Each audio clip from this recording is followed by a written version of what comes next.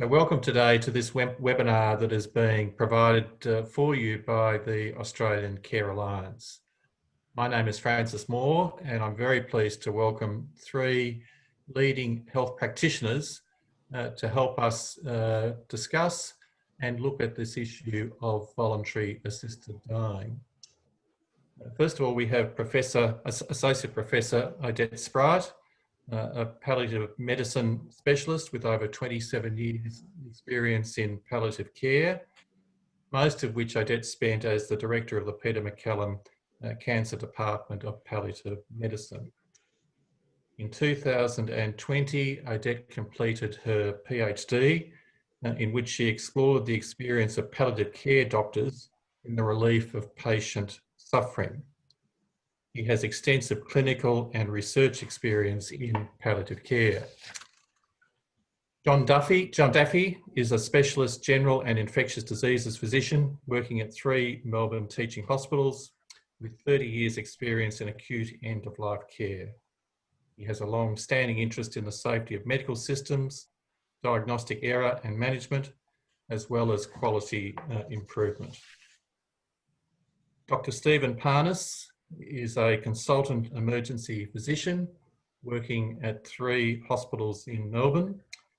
Stephen was the president of AMA Victoria from 2012 to 2014, a member of the AMA Federal Council from 2011 to 2016, and its vice president from 2014 to 2016.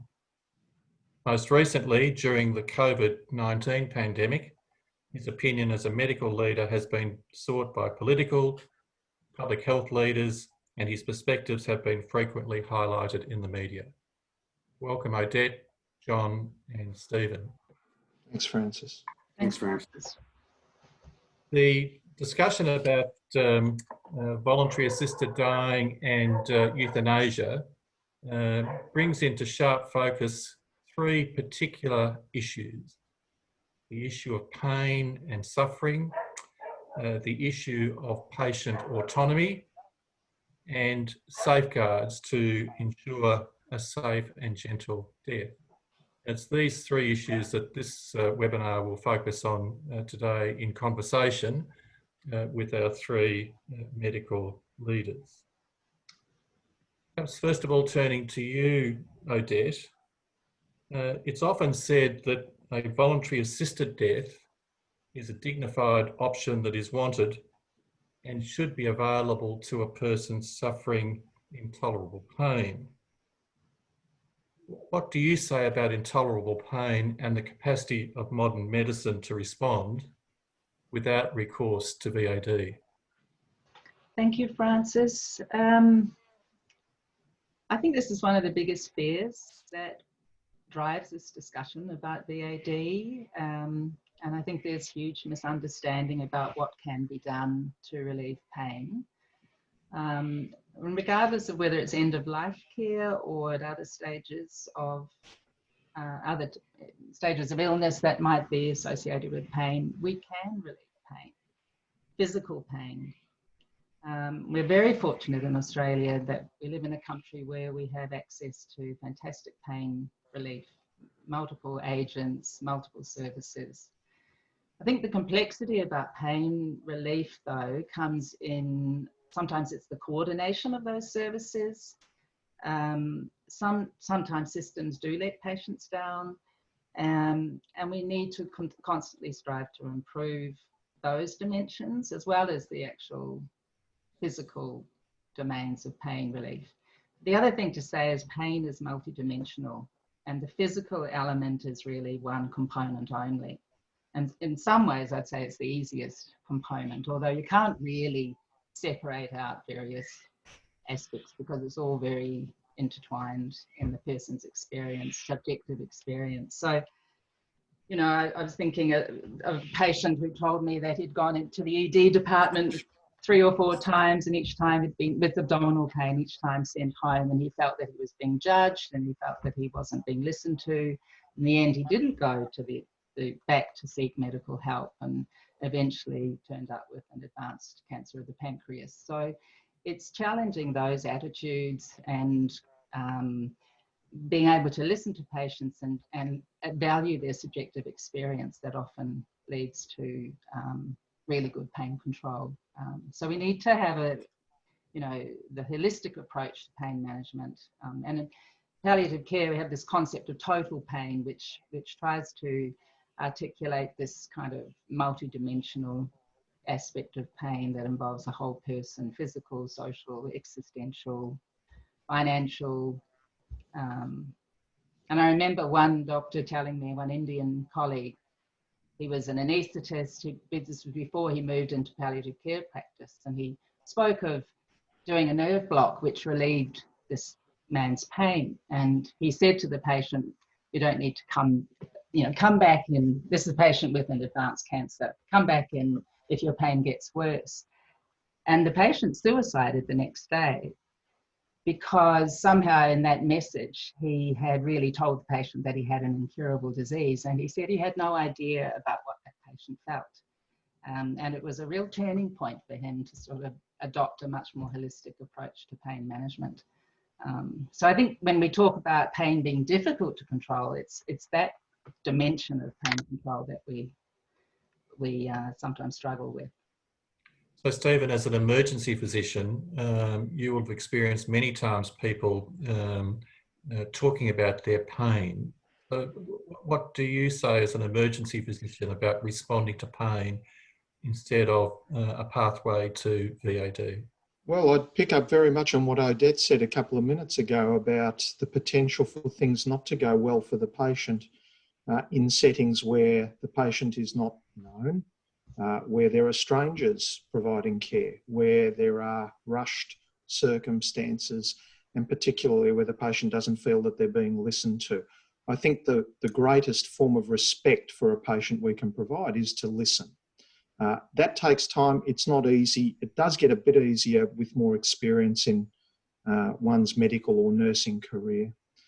But certainly the entire range of causes for what causes or for what contributes to a person's pain and suffering is there for all to see. I mean, I was at work until 2 a.m. this morning, and in the space of a few hours, I saw people who were suffering because of cancer, people who were suffering because of anxiety, people who were suffering because of a feeling of being misunderstood. In this context, it was about a young man intoxicated with alcohol breaching a restraining order because he was kept separate from his former partner and young family. The suffering comes in so many shapes and forms, and I think the first duty of a doctor is to understand what those causes are. There's usually more than one, so that we can treat all of them. What I'm very much afraid of in the context of a VAD regime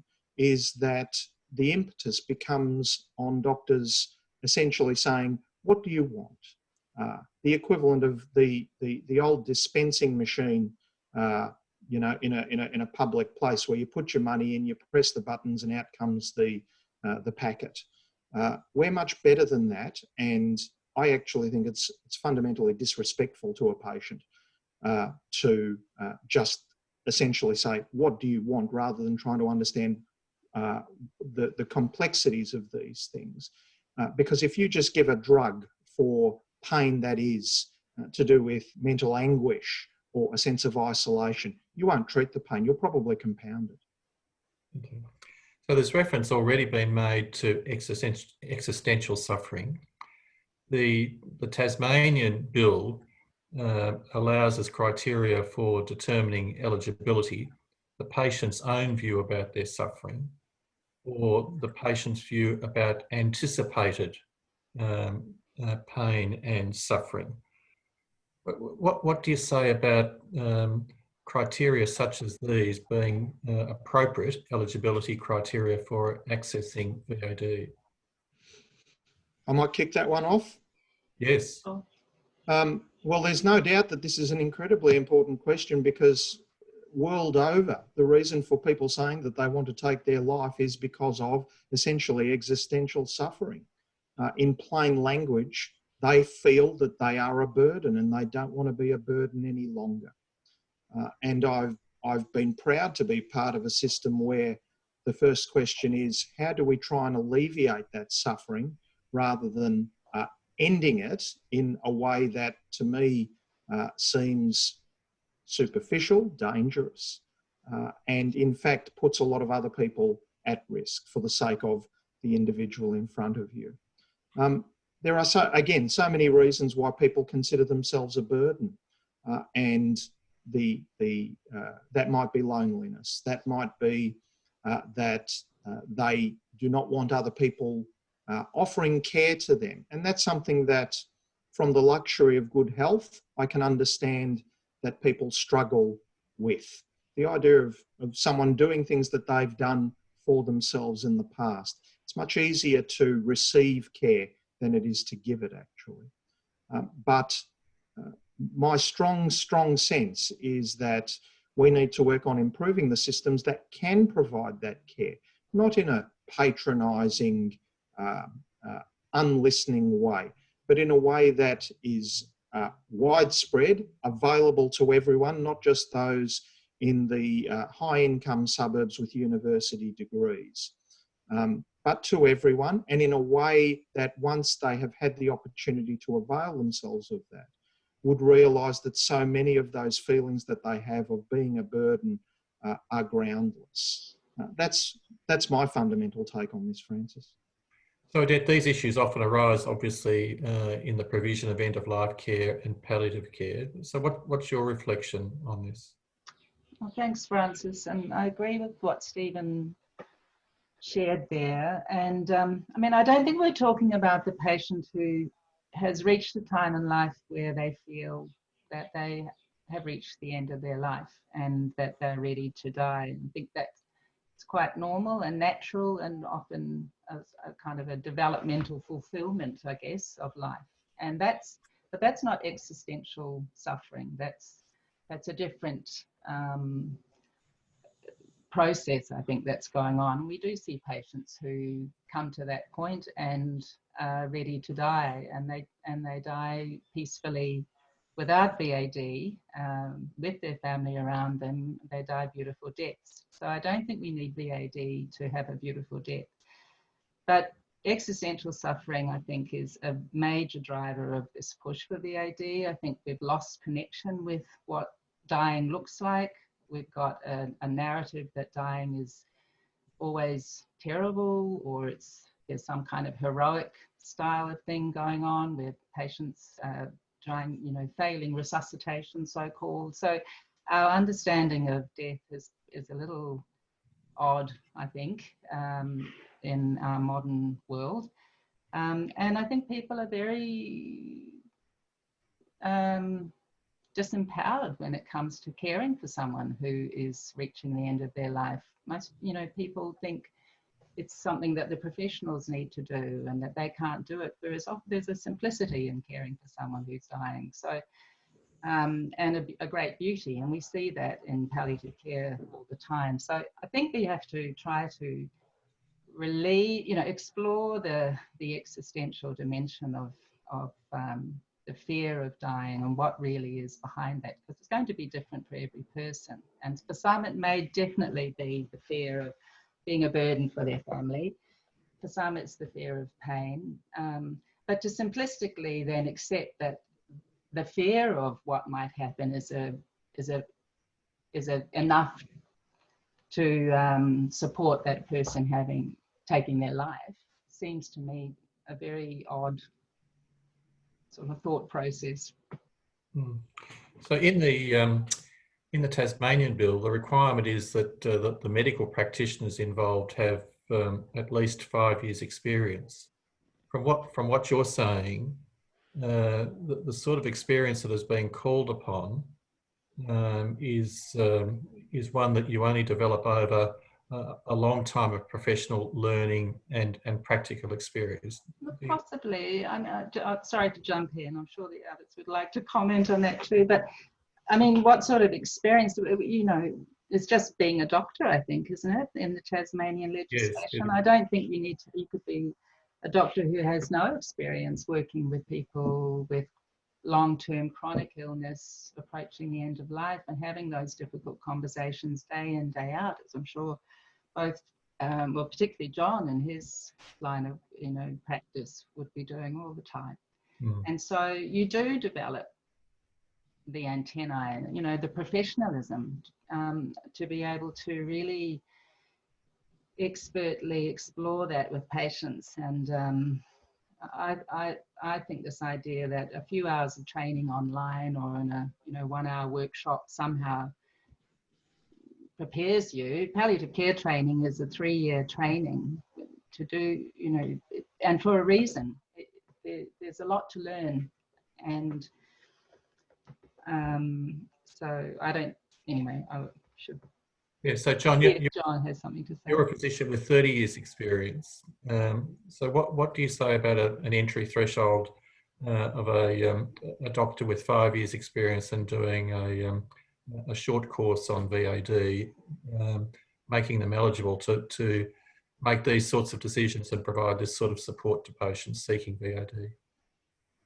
Yeah, look, I find that very concerning, and even in my area as a general physician, where I have a lot of experience, I seek help all the time. Is actually the truth with my patients. I seek help from palliative care experts. I seek help from liaison psychiatrists when it comes to complex mental health challenges with patients at the end of life as well.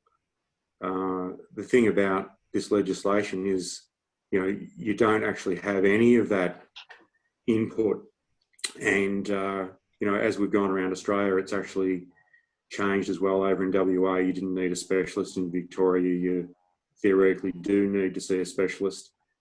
There was lots of discussions in Victoria, should you see a psychiatrist? Well, anyone else who actually says that they want to take their own life if the doctor looking after them doesn't necessarily have that skill, that person would obviously be referred to the psychiatric help. You don't need to see a palliative care specialist to actually see what your options are as well, and be fully aware of the care that you actually could be given to relieve your suffering.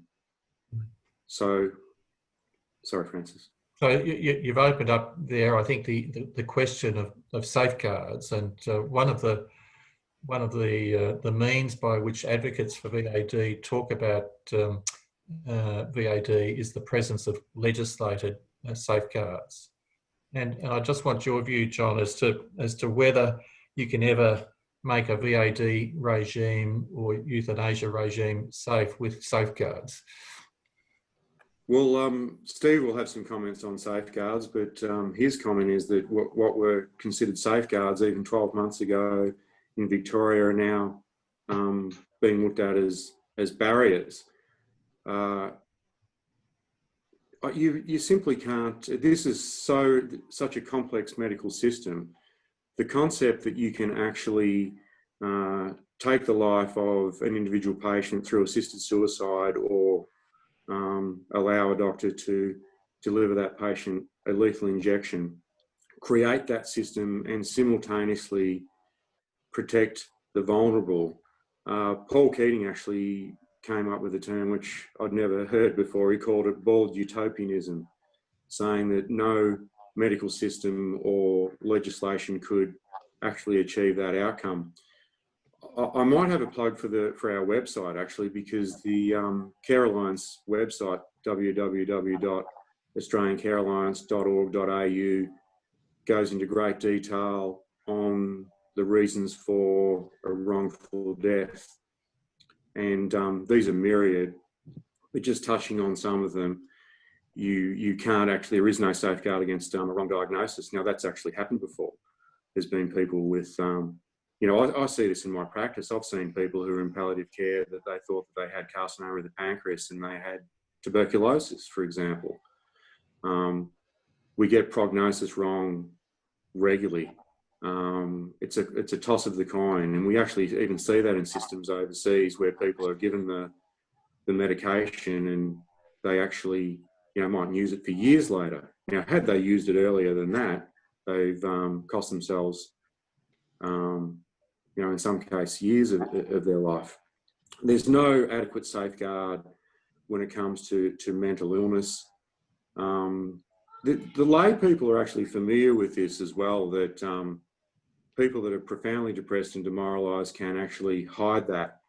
And, some of us have even had personal experience. I had a young doctor at the hospital who actually had a half-an-hour conversation with the day before he actually took his own life, and I had no idea. So people can actually really give a good account of themselves and go to doctors who actually feel this way and are willing to partake in this process. And, at their deepest, darkest moment, have, the state and that doctor actually facilitate them taking their own life.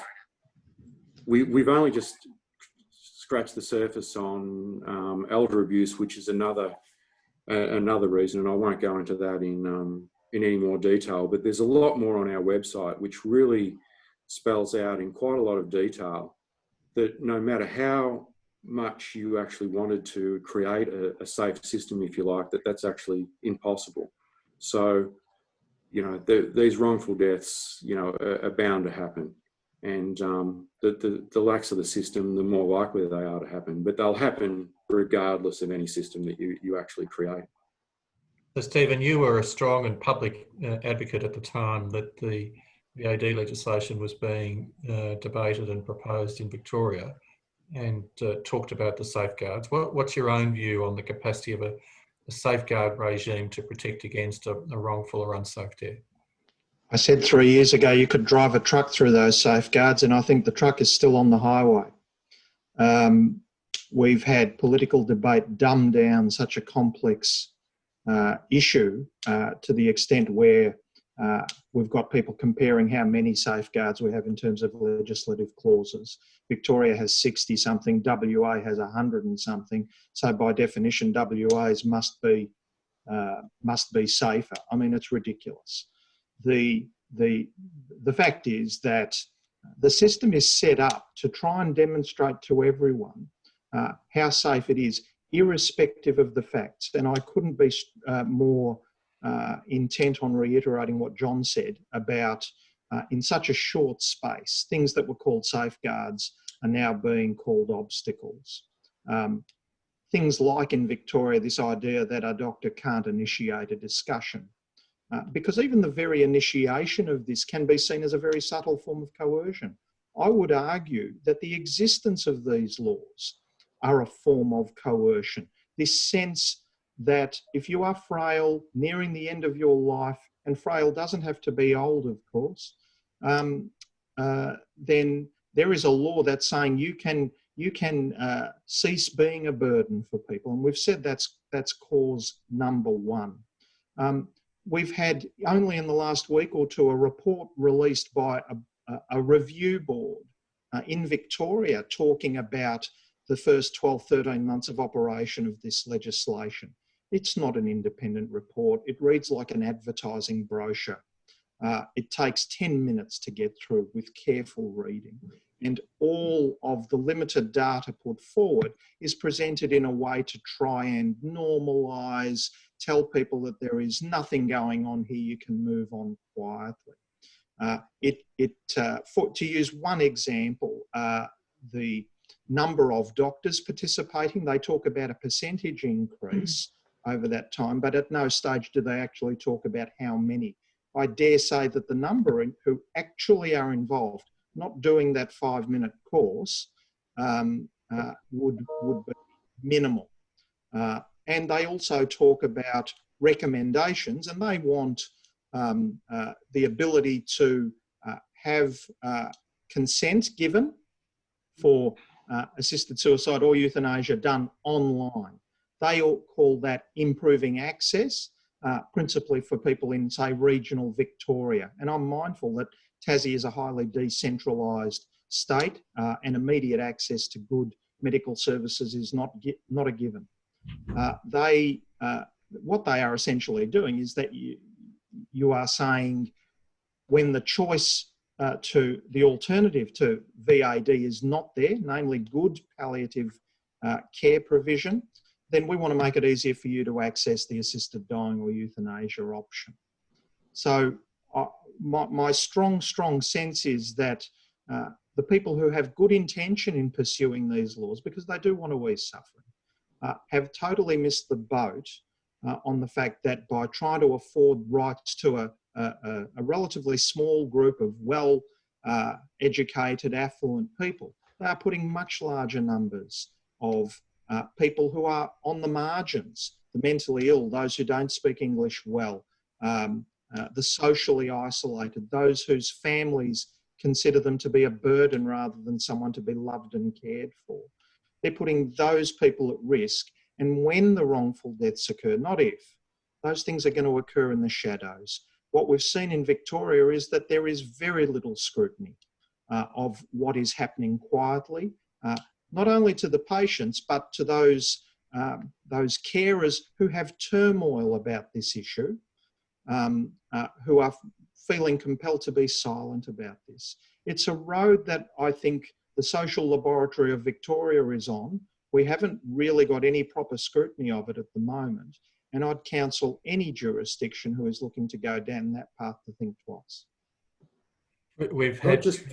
Yes, John? I just have a comment, just a quick comment, Steve. The lack of palliative care, I find that deeply troubling, that your government will actually help you kill yourself, but will not actually provide you the care you need to relieve your suffering, depending on your postcode. That's what it narrows down to. Yep.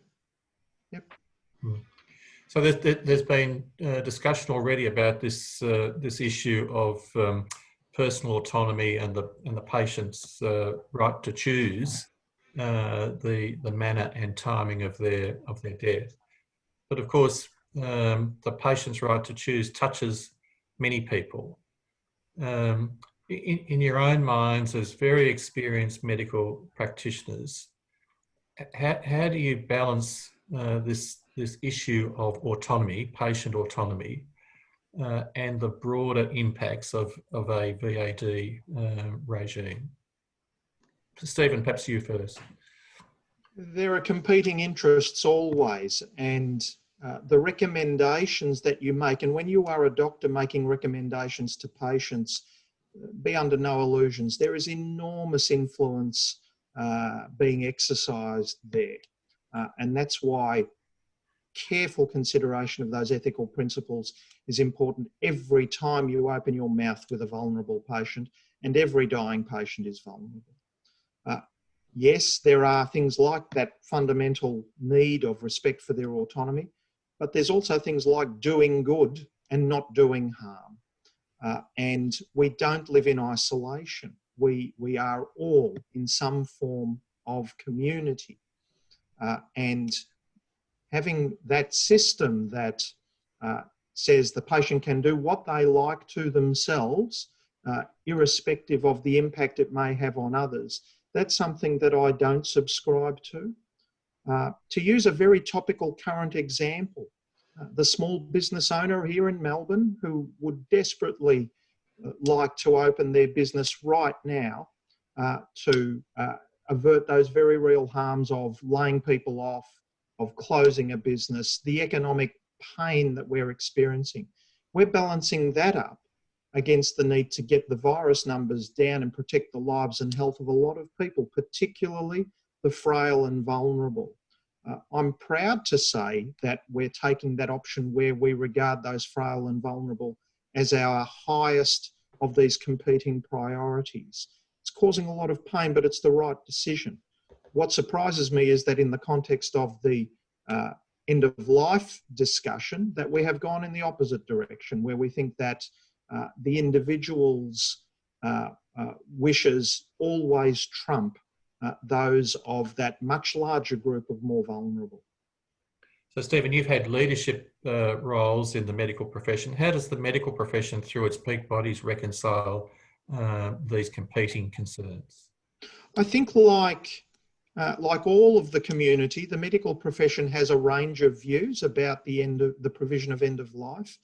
My strong sense is that the medical profession, who are generally more knowledgeable about the issues at the end of life and dying than the wider community, A greater proportion would oppose this, but there is still a strong proportion who do support it.